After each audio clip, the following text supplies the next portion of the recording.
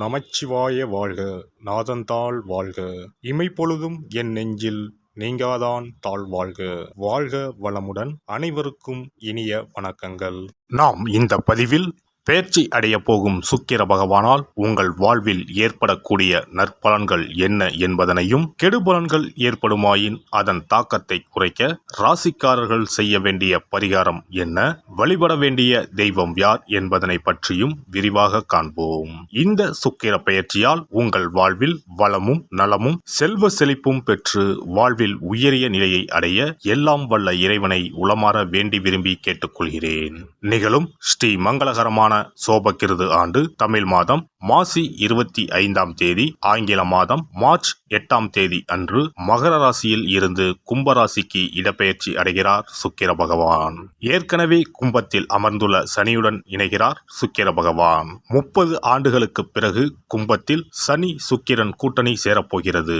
அதே போல மார்ச் 15ஆம் தேதி செவ்வாய் பகவான் கும்பராசியில் இணைகின்றார். 75 ஆண்டுகளுக்கு பிறகு சனி பகவான், சுக்கிர பகவான், செவ்வாய் பகவான் ஒன்று சேர்கின்றனர். வெவ்வேறான குணாதிசயம் கொண்ட இவர்கள் உங்கள் வாழ்வில் பல மாற்றங்களை கொண்டு வரப்போகின்றனர். சனி பகவானை ராசி அதிபதியாக கொண்ட மகர ராசி அன்பர்களே, பேச்சாலே காரியத்தை சாதிக்கும் வெகுளித்தனமான வெள்ளை மனம் கொண்ட உங்களுக்கு சுக்கிர பகவான் ராசியில் இருந்து இடப்பெயர்ச்சி ஆகி 2வது வீட்டில் பயணம் செய்ய போகிறார். தனஸ்தானத்தில் சனி பகவானோடு சேர்ந்து பயணம் செய்ய போவதால் பண வருமானம் அதிகரிக்கும், காதல் உணர்வுகள் அதிகரிக்கும், விலை உயர்ந்த நகைகள் வாங்குவீர்கள், சுப நிகழ்ச்சிகள் நடைபெறும். சுக்கிர ஆதரவு முழுமையாக உள்ள இந்த காலகட்டத்தில் உங்கள் இஷ்ட பெண் தெய்வத்தின் பெயரை உச்சரித்து கொண்டே இருங்கள். பணம் சேர்ந்து கொண்டே இருக்கும். சாதகமான பலன் அதிகமாகவே கிடைக்கும். பெயர் புகழ் அந்தஸ்து உச்சிக்கே செல்லும். பேச்சின் மூலமாகவே வருமானம் வரும் காலகட்டம் இதுவாகும். குடும்பத்தின் தேவைகளை பூர்த்தி செய்வீர்கள். குடும்பத்தில் மகிழ்ச்சி அதிக அளவில் இருக்கும். கல்யாண வயதில் உள்ளவர்களுக்கு திருமணம் நடைபெறும். திருமணம் ஆனவர்களுக்கு குழந்தை பேறு உண்டாகும். கட்டிலும் தொட்டிலும் ஆடப்போகும் காலகட்டம் இதுவாகும்.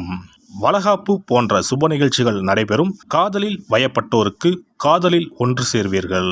பிரிந்த உறவுகள் ஒன்று சேரும். உரிய பரிகாரத்தை இப்போது செய்யுங்கள். தக்க பலனை அளிப்பார் சுக்கராச்சாரியார். தொழில் வருமானத்தை பொறுத்தவரை சிறப்பாகவே இருக்கும். குடும்பத்தோடு சேர்ந்து தொழில் செய்ய விரும்புவோர் இந்த காலகட்டத்தில் ஆரம்பிக்கலாம்.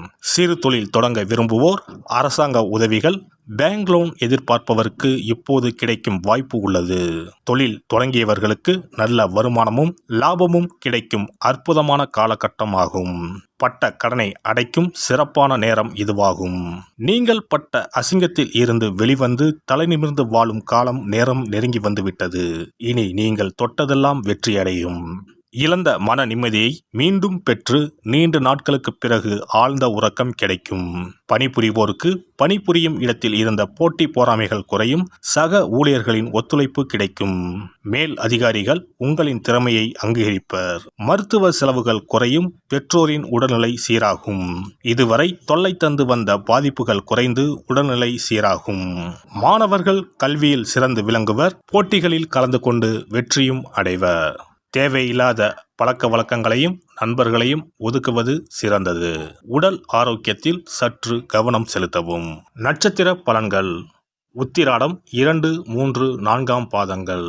சுக்கிரனின் ஆதரவால் நல்ல பெயர் வாங்குவீர்கள். மூலதனத்திற்கு தேவையான பணம் வந்து குவியும். எதிரிகள் வகையில் சற்று கவனமுடன் செயல்படவும். திருவோணம் நட்சத்திரம்.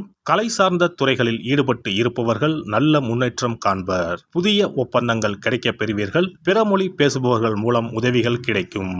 அவிட்டம் 1, 2ஆம் பாதங்கள். உங்களின் நிலைமை மாறப்போகிறது. நீங்கள் விரும்பியதை கேட்டு பெற்றுக்கொள்ளலாம். வேலை இல்லாதவர்களுக்கு வேலை கிடைக்கும். கன்சல்டன்சி துறைகளில் வேலை செய்பவர்கள் தகுந்த முன்னேற்றம் கிடைக்கும். பள்ளி கல்லூரிகளில் பணிபுரிவர்களும் நற்பலன்களை பெறுவார்கள். பதவி உயர்வு கிடைக்கும். பிரத்யங்கரா தேவியை வணங்கி வர எதிர்ப்புகள் அகலும். துன்பங்கள் நீங்கும். ஒருவரின் ஜாதகத்தின்படி சுக்கிரன் சிறப்பாக அமைந்திருந்தால் பொருள் வசதிகள், திருமண வாழ்க்கை, ஆற்றல், அழகு மற்றும் காதல் விவகாரங்களில் இனிமை போன்றவை தரும். ரிஷபம் மற்றும் துலாம் ராசி அதிபதியான சுக்கிரன் மீன ராசியில் உச்சம் பெற்றும் கன்னி ராசியில் நீச்சமும் பெறுவார். சுக்கிர பகவான் மோசமான நிலையில் அமர்ந்திருந்தால் வாழ்க்கையில் பல சிக்கல்களை எதிர்கொள்ள வேண்டியிருக்கும். சில அமைப்புகள் வறுமைக்கு வழிவகுக்கும். மோசமாக அமைந்த சுக்கிரனால் திருமண வாழ்க்கையில் பிளவு ஏற்படலாம். குழந்தை பேற்றுக்கான திறன் குறையும். சுக்கிர வழிபாடும் மகாலட்சுமி ஆராதனையும் செய்து வர சொந்த வீடு அமைவது நிச்சயம். சுபிட்சம் கிடைப்பது உறுதி. மகாலட்சுமி தாயாரை வணங்கி வந்தால் சுக்கிர யோகம் கிடைக்கப் பெறலாம். இல்லத்தில் சுபிட்சம் நிறைந்திருக்கும். பணம் இல்லாமலே வங்கி முதலான கடனை கொண்டு வீடு கட்டும் யோகமும் பலருக்கு உண்டு. அதேபோல் பணம் காசுக்கு குறைவே இல்லை என்று இருப்பவர்களுக்கு சொந்தமாக ஒரு வீடு கட்ட ஆசை இருந்தாலும் யோகம் அமையாமல் தள்ளி போவதும் உண்டு. சொந்த வீடு எனும் யோகத்தை தந்தருள்பவர்தான் வாஸ்து பகவான். பொதுவாகவே கட்டிடக்காரன் என்று சுக்கிர பகவானை சொல்லுவார்கள். சுக்கிர யோகம் ஒருவருக்கு வந்துவிட்டால் சகல சம்பத்துக்களும் கிடைப்பதற்கான வழிவகைகள் அமைந்துவிடும். சுக போகங்களுக்கு அதிபதியாக திகழ்பவர் சுக்கிர பகவான். வெள்ளிக்கிழமைகளிலும் ஞாயிற்றுக்கிழமைகளிலும் நவகிரகத்தில் உள்ள சுக்கிர பகவானுக்கு தீபமேற்றி 9 முறை நவகிரகத்தை வலம் வந்து வேண்டி வந்தால் சுகபோக வாழ்க்கையை தந்தருள்வார் சுக்கிர பகவான். ஒருவருடைய ஜாதகத்தில் சுக்கிர பகவான் உச்சமாக இருந்தால் இந்திரலோகத்துக்கு இணையான மிக பிரம்மாண்டமான வீடு அமையும் என்பது ஐதீகம். சுக்கிர பகவானையும் மகாலட்சுமி தாயாரையும் உரிய ஸ்லோகங்கள் சொல்லி தொடர்ந்து வேண்டி வந்தால் வீடுமனை யோகம் நிச்சயம் அமையும் என்கிறது சாஸ்திரம். வெள்ளிக்கிழமை என்பதை சுக்கிர வாரம் என்று சொல்லுவார்கள். வெள்ளிக்கிழமைகளில் காலையும் மாலையும் விளக்கேற்றி சுக்கிர ஸ்லோகம் சொல்லியும் ஸ்ரீ மகாலட்சுமி சோஸ்திரம் பாராயணம் செய்தும் வர வேண்டும். ஸ்ரீ கனகதாரா சோஸ்திரம் பாராயணம் சொல்லியும் மகாலட்சுமி அஷ்டோத்திரம் சொல்லியும் வேண்டிக் கொள்ளலாம். அருகில் உள்ள ஆலயத்திற்கு சென்று நவக்கிரகத்தில் உள்ள சுக்கிர பகவானை மனதார வேண்டிக் கொண்டு 9 முறை சுற்றி வந்து பிரார்த்தனைகள் மேற்கொள்ள வேண்டும்.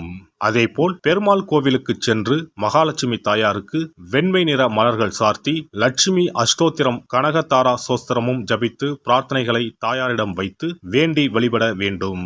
வேண்டியதையெல்லாம் தருவார் தாயார். மகாலட்சுமி தாயாரை வணங்கி வந்தால் சுக்கிர யோகம் கிடைக்கப் பெறலாம். இல்லத்தில் சுபிட்சம் நிறைந்திருக்கும். புது வீடு பால் காய்ச்சும் யோகமும் உண்டாகும். ஜாதகத்தில் சுக்கிரன் வலுவாக இல்லையெனில் வெள்ளிக்கிழமைகளில் சுக்கிர பகவானுக்கு மிகவும் விருப்பமான வெள்ளை அல்லது இளஞ்சிகப்பு ஆடைகளை அணிய வேண்டும். இதனால் சுக்கிரனின் தீங்கு புலன் குறையும். 33 கோடி தேவர்களின் அருளை பெற்றிட காமதேனு எனும் பசுவை வணங்குவது அவசியம். பசுவுக்கு விருப்பமான உணவு வழங்குவது சிறந்தது.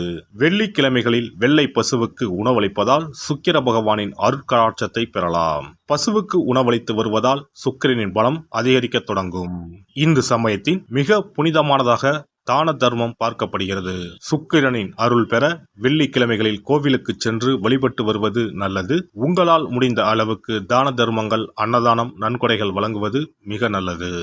எல்லாம் வல்ல இறையருளால் நீங்களும் உங்கள் அன்பு குடும்பமும் உடல் நலம், நீலாயுள், நிறை செல்வம், உயர் புகழ், மெய்ஞானம் ஓங்கி வாழ்க வளமுடன். இந்த வீடியோ பதிவு உங்களுக்கு பிடித்திருந்தால் லைக் பண்ணுங்க, கமெண்ட் பண்ணுங்க, ஷேர் பண்ணுங்க. மறக்காம சப்ஸ்கிரைப் பண்ணுங்க. பக்கத்துல இருக்கிற பெல் பட்டனை கிளிக் பண்ணுங்க. நன்றி, வணக்கம். ஓம் நமச்சிவாய. சிவாய நம.